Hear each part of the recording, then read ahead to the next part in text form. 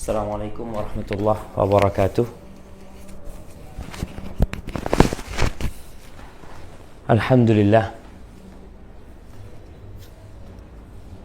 segala puji bagi Allah Jalla Jalaluh, dan salawat serta salam semoga senantiasa tercurahkan untuk baginda Nabi kita Muhammad alaihi salatu wassalam. Amma ba'd. Jamaah rahimakumullah, kita bersyukur kepada Allah Jalla Jalaluh yang telah mengkaruniakan kepada kita kehidupan ini, kehidupan yang penuh dengan kesenangan yang berbalut dengan kesedihan. Banyak di antara kita yang hidup susah, tapi sebenarnya kesusahan itu tidak lebih besar dari kesenangan yang dia dapatkan. Allah mengatakan fa inna ma'al usri yusra. Inna ma'al usri yusra. Sesungguhnya bersama kesulitan itu ada kemudahan. Ini pernyataan Allah. Allah mengatakan hal itu. Lalu Allah tekankan lagi agar kita percaya atau semakin yakin, semakin tentram hati kita untuk meyakini bahwasannya bersama kesusahan pasti ada kemudahan. Bahkan Allah Jalla Jalaluh telah menentukan wasi'at rahmati kulla syai'. Kata Allah, sesungguhnya rahmatku itu meliputi segala sesuatu. Tinggal kita nih, mau nggak dapat rahmat Allah SWT. Tapi ana nggak berbicara panjang tentang hal itu karena banyak curhatan yang masuk, banyak pertanyaan yang masuk ya, baik via konsultasi Islam atau via WA, yang kadang-kala untuk menjawab satu persatu ana sulit melakukannya. Maka lewat video ini nih, ana ingin menyampaikan bagaimana sikap seorang hamba tatkala dia dililit hutang. Baik itu hutang masa lalu atau hutang yang baru. Baik itu hutang yang ada ribanya, yang tentunya dia diminta untuk bertobat meninggalkan riba itu, atau tidak. Beberapa langkah yang harus kau lakukan. Yang pertama adalah bersabar. Kenapa? Allah sudah menentukan fa innan nasra ma'as sabri. Sesungguhnya kemenangan itu bersama kesabaran. Maka hendaklah engkau bersabar menghadapi kondisi tersebut. Tidak perlu mengatakan andai kata aku tidak pinjam,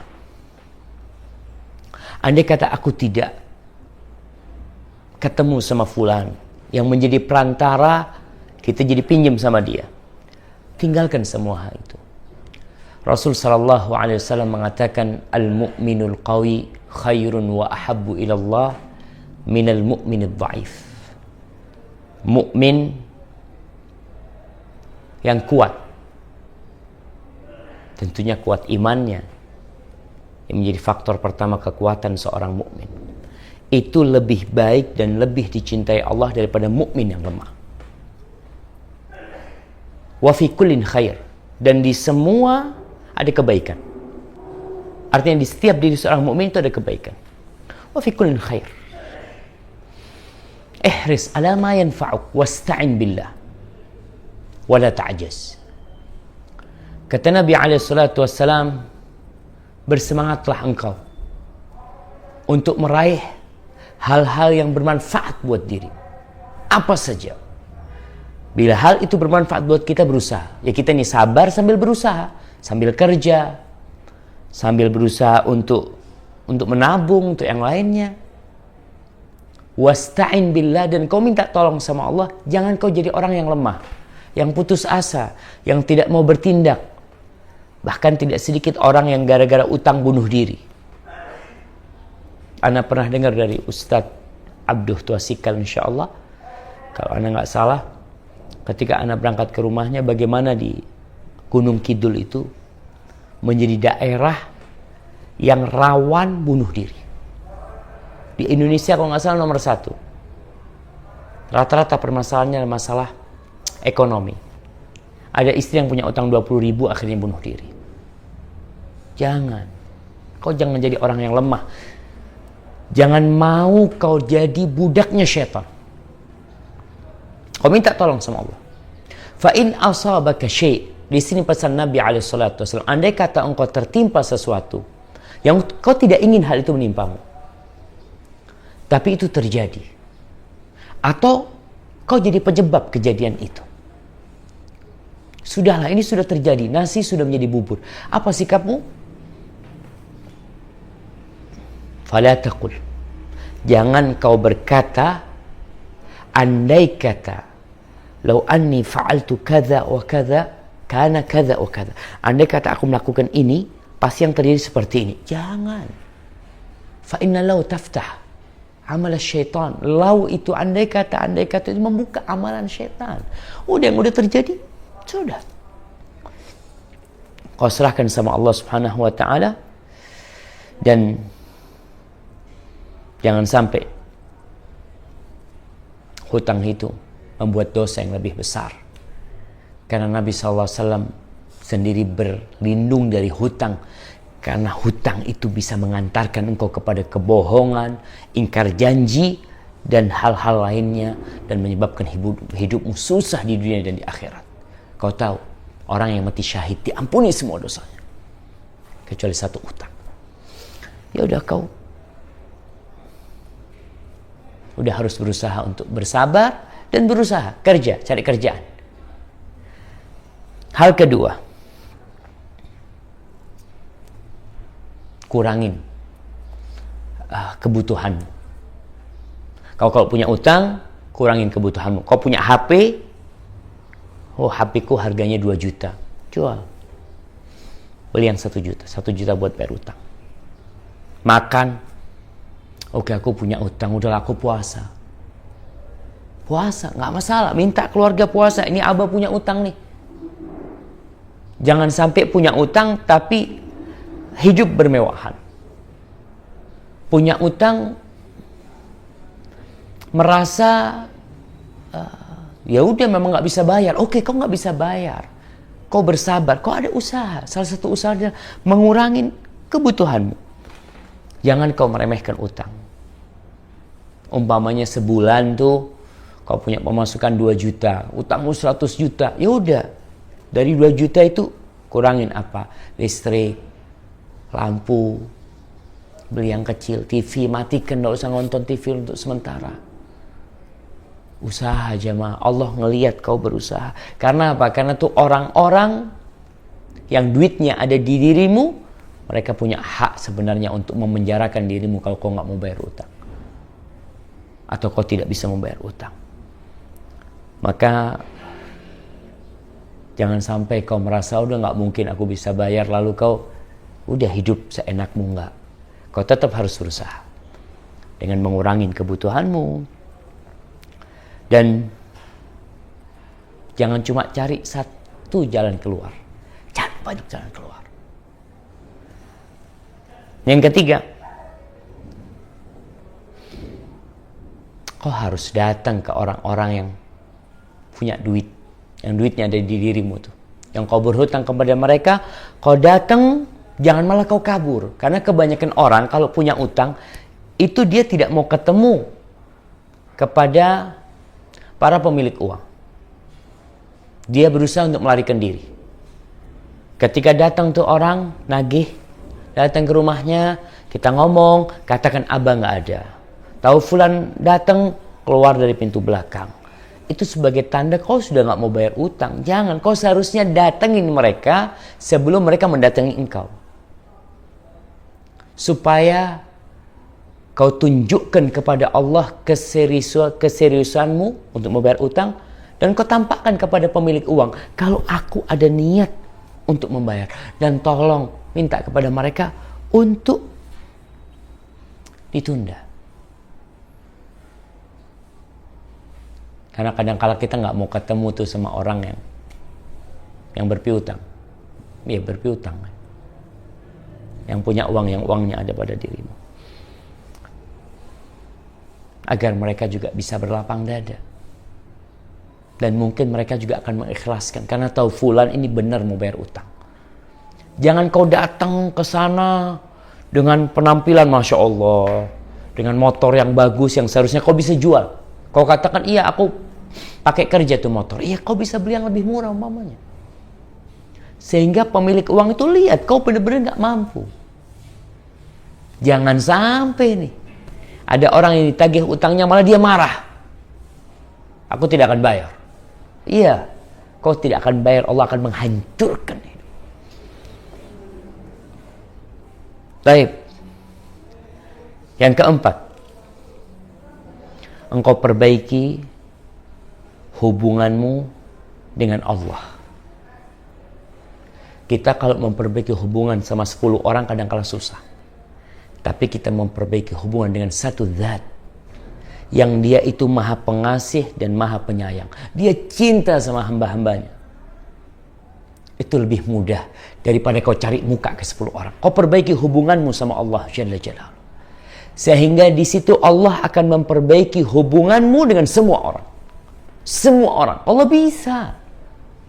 Innama amruhu idza arada syai'an ay yaqula lahu kun fayakun. Tuh Allah kalau ingin menentukan sesuatu, Allah tinggal ngomong kun, terjadi langsung.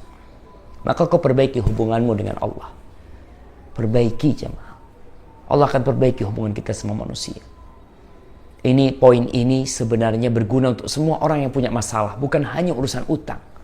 Kau punya masalah di tempat kerjamu, suami punya masalah sama istrinya, istri punya masalah sama suaminya, sama tetanggamu, siapapun, kau perbaiki hubunganmu sama Allah. Allah itu ala kulli syai'in qadir. Allah berfirman di surat An-Nahl ayat 97. Man amila salihan min dzakarin au untha wa huwa mu'min. Barang siapa yang beramal soleh,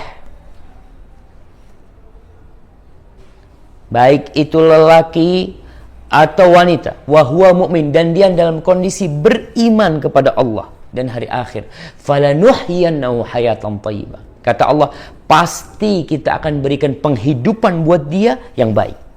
Pasti. Allah yang janji. Ketika kau beramal soleh, kau kuatkan keimananmu, dan kau senantiasa mengamalkan amalan soleh, Allah akan berikan kehidupan kepadamu yang baik. Bukan Allah akan buat kau kaya, enggak. Bukan Allah akan buat mobilmu jadi baru, enggak. Banyak orang yang mobilnya baru nggak bahagia, tapi Allah akan berikan kebahagiaan kepadamu. Kau beramal soleh, dan kau beriman kepada Allah. وَلَنَجْزِيَنَّهُمْ أَجْرَهُمْ بِأَحْسَنِ مَا كَانُوا يَعْمَلُونَ. Dan kata Allah, kami benar-benar akan memberikan kepada mereka pahala, balasan dengan yang lebih baik dari apa yang mereka amalkan. Afwan, ambil tisu. Allahu Akbar.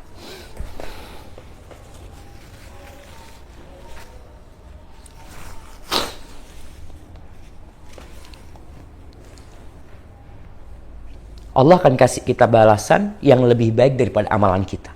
Artinya kalau kita beramal, mungkin kita pantas digaji 10.000. Pekerjaan kita pantas digaji 15.000. Pekerjaan kita sebulan pantas digaji umpamanya 5 juta. Allah akan kasih lebih baik dari itu. Dan di surat At-Talaq ayat 2 dan 3 Allah katakan, "Waman yattaqillah yaj'al lahu makhrajan." Barang siapa yang bertakwa kepada Allah, yakni hubunganmu kau perbaiki sama Allah, Allah akan kasih jalan keluar buat kau. Wa yarzuqhu min haitsu la yahtasib, dan Allah akan kasih kau rezeki dari arah yang tidak kau sangka-sangka.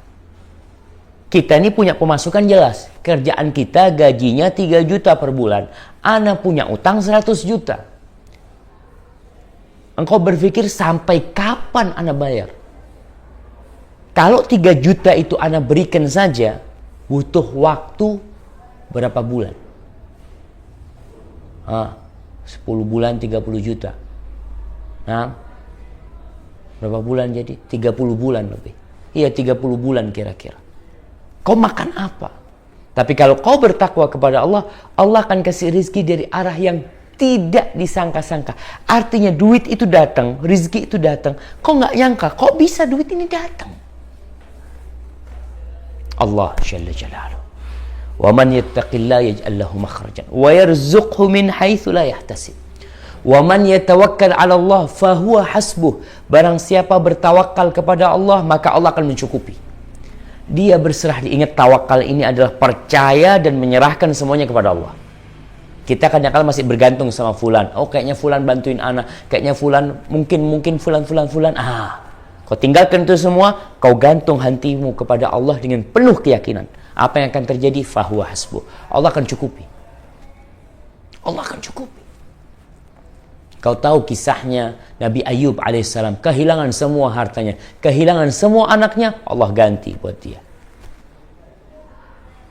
Tawakkal Allah. Innallaha balighu amrihi qad ja'alallahu likulli syai'in qadar. Allah itu pasti menyampaikan apa yang sudah dia tentukan. Urusan Allah sudah Allah selesaikan semuanya. Allah telah menentukan ketentuan-ketentuan itu untuk segala sesuatu. Maka kau tinggal perbaiki hubunganmu sama Allah supaya Allah berpihak sama kau.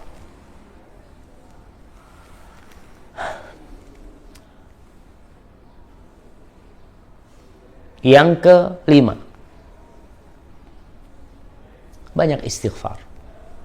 Itu termasuk yang keempat sebenarnya. Memperbaiki hubungan sama Allah. Kau banyak dosa, kau mungkin banyak kemaksiatan yang kau lakukan, atau kau merasa aku nggak pernah berbuat dosa. Tuh salah satu yang sudah menjadi dosa kau itu, kau merasa nggak pernah berbuat dosa. Kita makhluk yang penuh kesalahan, maka dosa itu wajar. Maka kita istighfar, kau minta ampun sama Allah. Di waktu-waktu khusus kau minta ampun. Nabi Nuh alaihissalam ketika berdakwah kepada kaumnya di surat Nuh ayat 10 dan 12, apa kata Nabi Nuh kepada kaumnya? Faqultu astaghfiru rabbakum innahu kana ghaffara yursilis samaa'a 'alaikum midrara wa yumdidkum bi amwalin wa banin wa yaj'al lakum jannatin wa yaj'al lakum anhara. Ini salah satu faidatul istighfar, manfaatnya istighfar. Kata Nabi Nuh kepada kaumnya, aku katakan kepada mereka, beristighfarlah kalian kepada Rabb kalian, sesungguhnya dia itu Maha Pengampun. Dia akan mengirimkan buat kalian air hujan yang deras, yang berkesinambungan.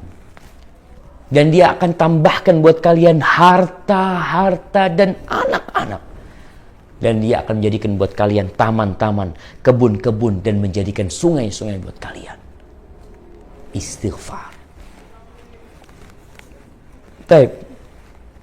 Yang ke-6. Kalau engkau berhutang dan engkau bertekad dalam dirimu memang untuk membayar utang itu, maka kau harus husnudzon sama Allah. Dan kau harus tumbuhkan keyakinan kepadanya kalau Allah akan bantuin engkau. Tuh buat orang yang ketika pinjam duit, dia niat, dia butuh duit itu ketika berhutang, dan dia berazam untuk membayarnya. Diriwayatkan oleh Imam Bukhari dari Nabi SAW. Beliau bersabda, man akhadha amwalan nas yuridu ada'aha adallah an. Barang siapa yang ambil uangnya orang dan dia niat untuk mengembalikannya, membayarnya, Allah akan bayarin buat dia. Tapi kalau kau niatnya nggak mau bayar, maka nggak akan Allah bayarin. Awal kau pinjam itu menuntut kau bertobat karena kau niat tidak bayar. Tapi kalau kau niat bayar, dari awal kau pinjam, ada niat mau bayar. Bukan gampang-gampangin, insya Allah fulan nggak bayar pun nggak apa-apa. Kau niat nggak bayar kalau gitu, maka Allah akan bayarin. Adallah. Dan Nabi SAW bersabda dalam hadis yang lainnya mengatakan, Inna Allah ma'adda'in hatta yaqdiya dainahu ma lam yakun fima yakrahullah. Allah itu akan bersama orang yang berhutang sampai dia lunasin, sampai Allah lunasin utangnya itu, sampai dia juga melunasin utangnya selama dia itu tidak berhutang untuk hal yang dilarang sama Allah, dibenci sama Allah. Tuh, kalau kau utangnya riba, kau niat mau bayar, tapi kau telah melakukan sesuatu yang dibenci sama Allah, maka Allah nggak akan bayarin. Kau akan dibiarkan bayar sendiri. Na'udzubillah jemaah ya. Ingat, hadis ini sahih diriwayatkan oleh Syekh Albani dalam Sahih Ibnu Majah. Taib, yang ketujuh. Yang ketujuh baca doa. Ini amalan ya. Doa ini kau hafalin, kau baca, kau catat. Doa-doa yang diajarkan Nabi SAW untuk orang yang punya utang.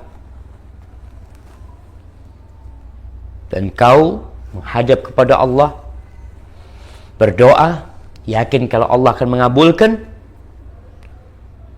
dan jangan berhenti. Kau terus ketuk pintu Allah, terus minta, akan dibukain insya Allah. Jangan putus asa, ketuk 10 kali, ketuk 100 kali. Oh, kalau manusia, kau cuma punya jatah 3 kali minta izin sama dia.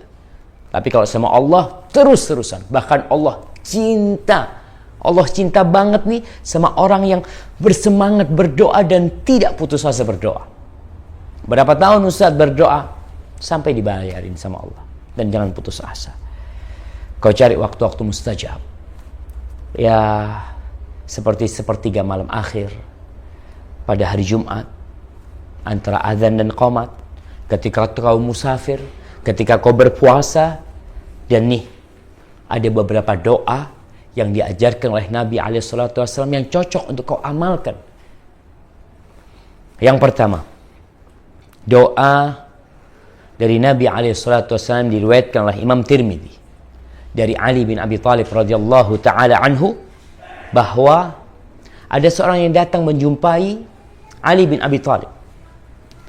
Orang ini datang dan dia melaporkan kepada Ali kalau dia tidak bisa melunasi hutangnya. Dia itu budak yang hendak membebaskan dirinya, tapi dia udah gak mampu sudah.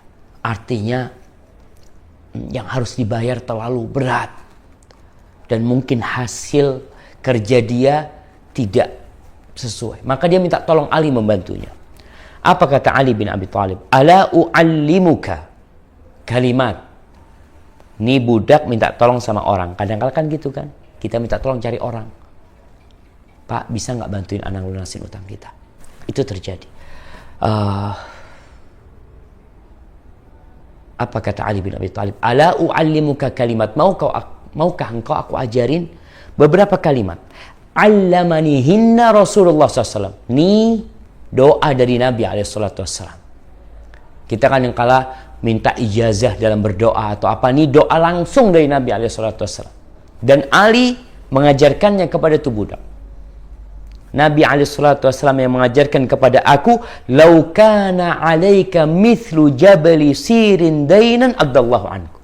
Andai kata kau punya utang, utangmu itu sebesar gunung Sir, emas mungkin, atau perak. Sebesar gunung utang, Allah akan bayarin buat kau. Allah yang akan lunasin buat engkau. Baca doa ini jemaah. Apa doanya? Allahumma kfini bihalalika an haramika wa aghnini bifadlika amman siwak. Ya Allah, bantulah hamba dengan yang halal. Allahumma kfini bihalal. Cukupkanlah hamba ya Allah dengan yang halal dari engkau, agar aku tidak butuh dengan yang haram-haram yang engkau haramkan ya Allah. Allahumma kfini bihalalika an haramika wa aghnini bifadlika amman siwak. dan kayakan aku. Cukupilah hamba ya Allah dengan karuniamu supaya tidak butuh dengan selainmu, siapa saja. Baca tu doa. Allahumma kfini bihalalika an haramika wa aghnini bifadlika amman siwa. Itu doa yang pertama. Hadis ini diriwayatkan oleh Imam Tirmidzi dan hadis ini sahih. Yang kedua, hadis yang diriwayatkan Imam Tabrani dari Anas bin Malik radhiyallahu taala anhu, qala Rasulullah sallallahu alaihi wasallam, Rasulullah sallallahu alaihi wasallam bersabda, ma asaba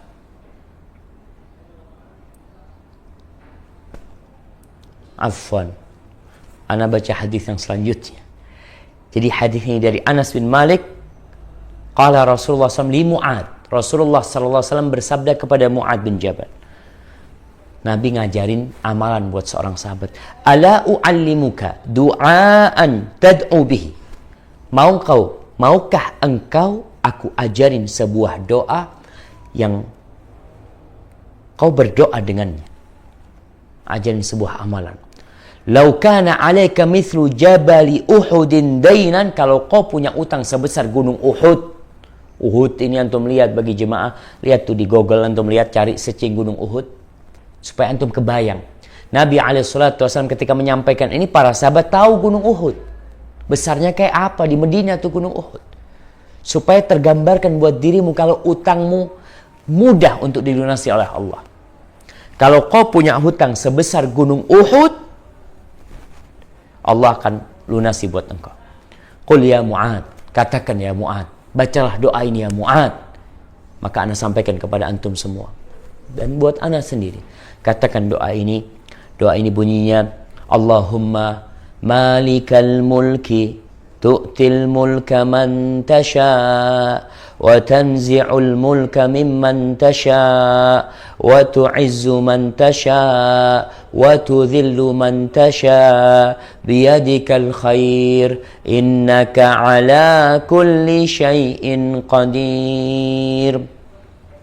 رحمن الدنيا والآخرة ورحيمهما تؤتيهما من تشاء وتمنع منهما من تشاء ارحمني رحمة تغنيني بها عن رحمة من سواك. Ntar anak ulangi, anak akan bacakan artinya nih. Ya Allah, Malikal Mulk, pemilik segala kepemilikan. Allah yang memiliki segala-galanya. Engkau memberikan kerajaanmu, kepemilikanmu kepada siapa yang kau kehendaki. Engkau cabut dari siapa yang kau kehendaki. Engkau muliakan orang yang kau kehendaki. Kau hinakan orang yang kau hendaki. Di tanganmu segala kebaikan ya Allah. Dan engkau maha kuasa atas segala sesuatu. Rahmanad dunya wal akhirah. Engkau adalah pengasih dunia dan akhirat, dan engkau adalah maha penyayang untuk keduanya. Engkau memberikan keduanya, memberikan dunia dan akhirat kepada siapa yang kau kehendaki, dan engkau menghalangi dari dunia dan akhirat siapa yang kau kehendaki. Ya Allah, rahmati hamba ya Allah. Rahmatmu, yang dengan rahmatmu engkau mencukupi aku dari rahmat selainmu. Hadis ini diriwayatkan oleh Tabrani dan disahihkan oleh Syekh Albani rahimahullah ta'ala. Allahumma malikal mulk tu'til mulka man tasha wa tanzi'ul mulka mimman tasha wa tu'izzu man tasha wa tudhillu man tasha biyadikal khair innaka ala kulli syai'in qadir rahmanad dunya wal akhirah wa rahimahuma tu'tihuma man tasha wa tamna'u minhuma man tasha irhamni rahmatan tughnini biha an rahmati man siwak. Baca tuh doa. Dan masih banyak doa-doa yang lainnya, tapi yang jelas tuh beberapa langkah agar engkau bisa membayar hutangmu, melunasi hutangmu. Kita mulai dari yang pertama. Anda ingatkan yang pertama apa? Bersabar. Yang kedua, bersabar sama berusaha. Yang kedua, mengurangin kebutuhanmu, pengeluaranmu dikurangin. kau sisihkan sebagian untuk membayar hutang ya. Yang ketiga, kau jangan melarikan diri, tapi kau datangin orang-orang yang punya uang itu, yang uangnya ada di dirimu, kau minta maaf sama mereka, minta ditangguhkan. Yang keempat, kau perbaiki hubunganmu sama Allah Subhanahu wa taala. Yang kelima, kau banyak istighfar. Yang keenam, kalau kau waktu utang memang niat mau bayar, kau harus husnudzon sama Allah. Allah akan bayarin hutangmu insyaallah. Dan yang ketujuh, baca doa. Mungkin itu yang bisa Anda sampaikan, semoga bermanfaat. Barakallahu fikum. Semoga utang-utang, ya Allah, kami berdoa memohon kepadamu ya Allah. Allahumma la tada' lana dzamban illa ghafartahu. Ya Allah, jangan kau tinggalkan dosa buat kami kecuali kau ampuni. Wala dainan illa qadaitah. Dan tidak hutang kecuali kau bayarin, kau lunasin ya Allah. Wala hajatan min hawaijid dunya huwa laka ridwan wala nafiha salah illa qadaitah ya rabbal alamin. Dan kami memohon agar hajat-hajat kami yang kau ridhoi dan itu baik buat kami dalam dunia kami ya Allah. Dan ada ridhamu di situ, kau penuhi hajat kami ya Allah. Subhanakallahumma bihamdika asyhadu an la ilaha illa anta astaghfiruka wa atubu ilaik. Assalamualaikum warahmatullahi wabarakatuh.